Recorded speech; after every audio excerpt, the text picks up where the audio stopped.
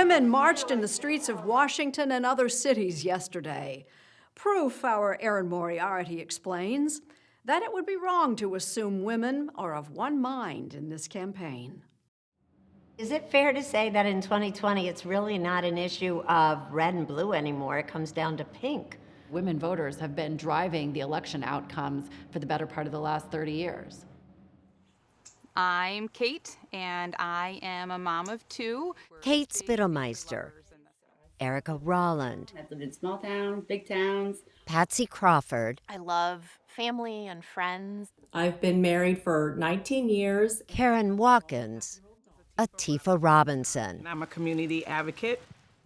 They are members of what may be one of the most crucial voting blocs this year. Whoa! Suburban women in battleground states. The most important issue to me is Obamacare. That's been a lifeline for us. What's in stake for this election is racial equity, health equity, and social and economical equity.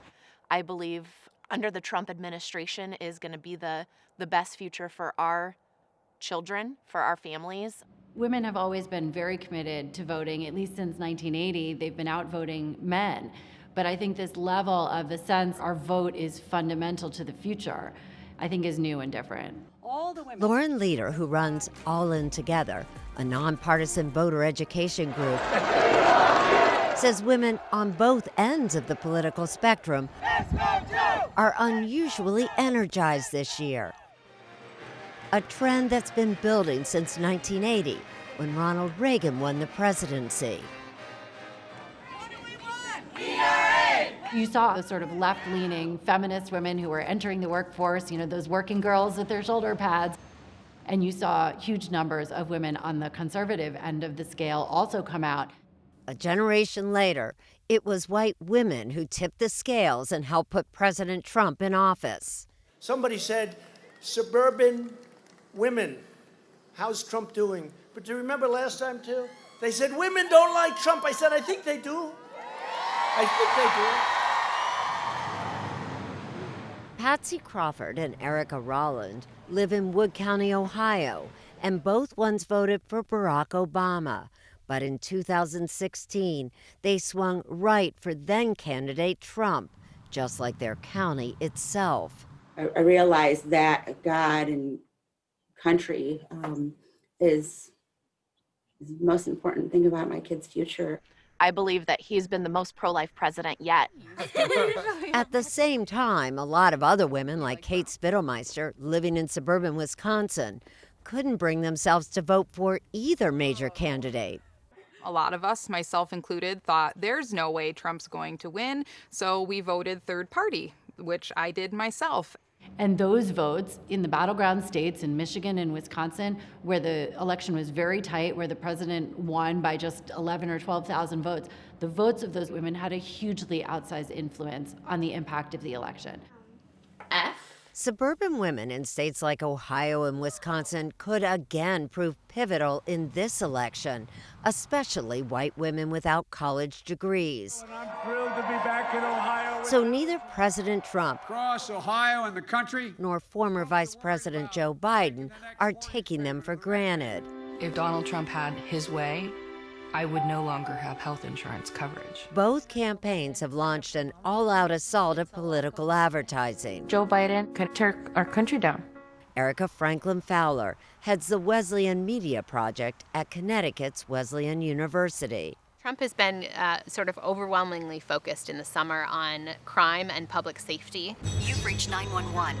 I'm sorry that there is no one here to answer your emergency call. Whereas Biden has been much more heavily focused on sort of core issues of healthcare and COVID response. And I feel like my grandmother didn't matter. But in today's suburbs, one political message may not fit all.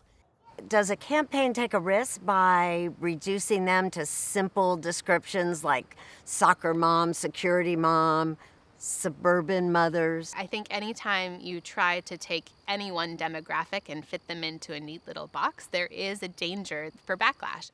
This past summer, President Trump was sharply criticized by some on social media for tweets referring to suburban housewives of America. Lawless criminals terrorize Kenosha. And an ad produced by a pro-Trump group seemed to be designed to stoke fear. But Kate Spittlemeister, who lives in Kenosha, the site of violent protests this summer, sees the unrest in a different light. In our neighborhoods, there were armed people, just regular citizens, and those armed citizens stood at the entrances to our subdivisions. And that was way more terrifying to me than what was happening, downtown.